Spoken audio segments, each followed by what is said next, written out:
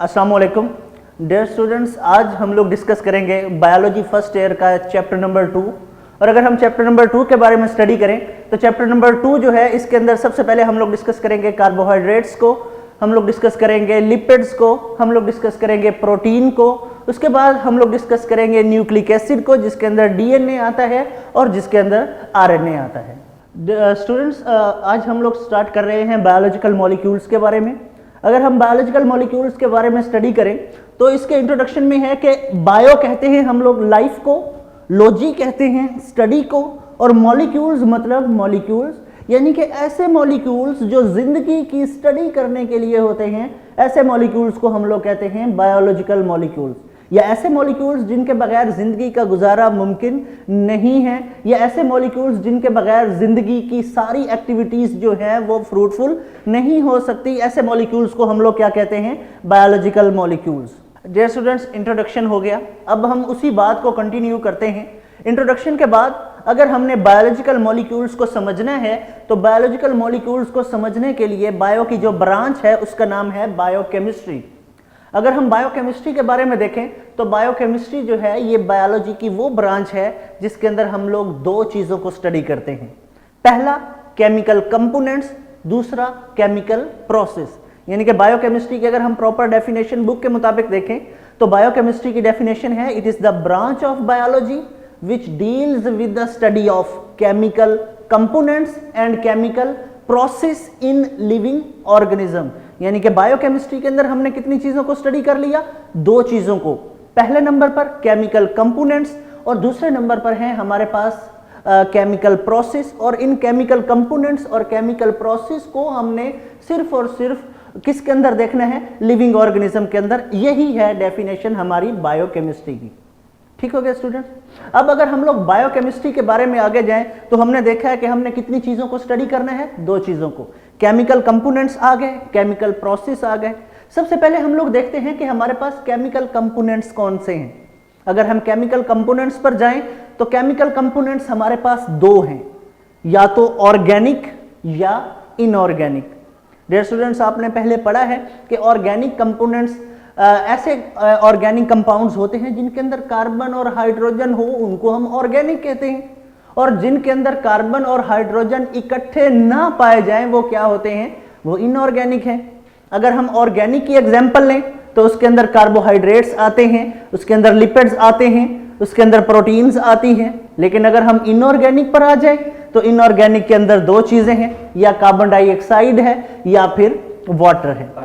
पहले हम लोगों ने देखा बायोकेमिस्ट्री के अंदर कि हमने स्टडी किया है किसको? केमिकल कंपोनेंट्स को। अब दूसरे नंबर पर हमारे पास क्या है? Chemical process. केमिकल प्रोसेस के बारे में अगर हम लोग देखें तो केमिकल प्रोसेस के अंदर हमारे पास मेन चीज जो है वो है मेटाबॉलिज्म। मेन चीज जो है हमारे पास वो क्या है? मेटाबॉलिज्म। अगर हम मेटाबॉलिज्म के बारे में देखें तो जितने भी केमिकल रिएक्शंस हैं वो एक सेल के अंदर हो रहे होते हैं। जितने भी केमिकल रिएक्शंस हैं वो एक सेल के अंदर हो रहे होते हैं, जिसको हम कलेक्टिवली कहते हैं क्या? मेटाबॉलिज्म। यानी कि all chemical reactions takes place in cell, this is called as metabolism. अब अगर हम मेटाबॉलिज्म को देखें तो मेटाबॉलिज्म भी हमारे पास कितनी टाइप का है? दो टाइप का, या तो है एनाबॉलिज्म या है हमारे पास कैटाबॉलिज्म। ठीक हो गया स्टूडेंट्स? हमने क्या डिस्कस किया? मेटाबॉलिज्म को, कि जितने भी केमिकल रिएक्शंस हैं वो एक सेल के अंदर हो रहे होते हैं, जिसको हम लोगों ने क्या नाम दिया? मेटाबॉलिज्म का। और अब मेटाबॉलिज्म हमारे पास कितनी टाइप का आ गया है? दो टाइप का, या है एनाबॉलिज्म या है कैटाबॉलिज्म। ठीक हो गया? अब अगर हम लोग एनाबॉलिज्म पर जाएं कि एनाबॉलिज्म क्या होता है तो एनाबॉलिज्म को हम लोग स्टडी इस तरह करते हैं कि छोटे छोटे मॉलिक्यूल्स आपस में मिलते हैं और एक बड़ा मॉलिक्यूल बना देते हैं। इसको हम लोग क्या कहते हैं? इस प्रोसेस को एनाबॉलिज्म। और कैटाबॉलिज्म क्या है? कि वही बड़ा मॉलिक्यूल टूटता है और वो छोटे छोटे मॉलिक्यूल्स में तब्दील हो जाता है। मिसाल के तौर पर दो ही तरह की चीजें हो सकती है ना, या तो कोई बड़ी चीज बन रही है या कोई बड़ी चीज टूटकर छोटी छोटी चीजों में तब्दील हो रही है। अब अगर हम एनाबॉलिज्म पर आए तो एनाबॉलिज्म की बुक के मुताबिक जो डेफिनेशन है कि वो क्या है? Small molecules combine and form a large molecule. के छोटे छोटे मॉलिक्यूल्स मिले, उन्होंने एक बड़ा मॉलिक्यूल बना दिया।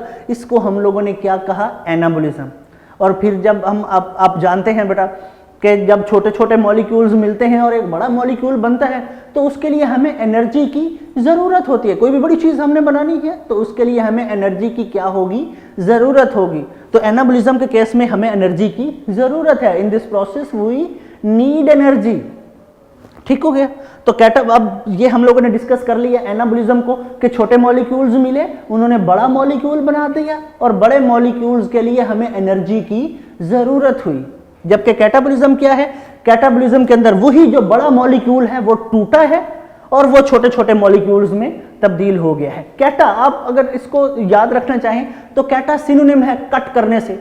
आप याद रख सकते हैं कट करना, कि एनाबॉलिज्म में बड़ा मॉलिक्यूल बन गया और कैटाबॉलिज्म में एक जो बड़ा मॉलिक्यूल बना था अब वो ब्रेक हुआ है, कट हुआ है और उससे छोटे छोटे मॉलिक्यूल्स बन गए हैं।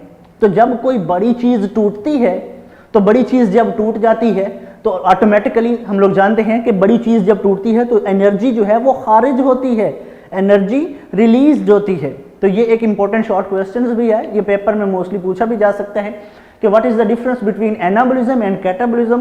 तो एनाबॉलिज्म और कैटाबॉलिज्म के अंदर दो ही डिफरेंस हैं कि क्या है, एनाबॉलिज्म में छोटे छोटे मॉलिक्यूल्सों ने एक बड़ा मॉलिक्यूल बना दिया और इस प्रोसेस में हमें एनर्जी की ज़रूरत हुई। जबकि कैटाबॉलिज्म जो है उसके अंदर क्या है, एक बड़ा मॉलिक्यूल टूटा और छोटे छोटे मॉलिक्यूल्स में तब्दील हो गया और इस प्रोसेस में एनर्जी जो है वो खारिज हो गई। Thank you so much.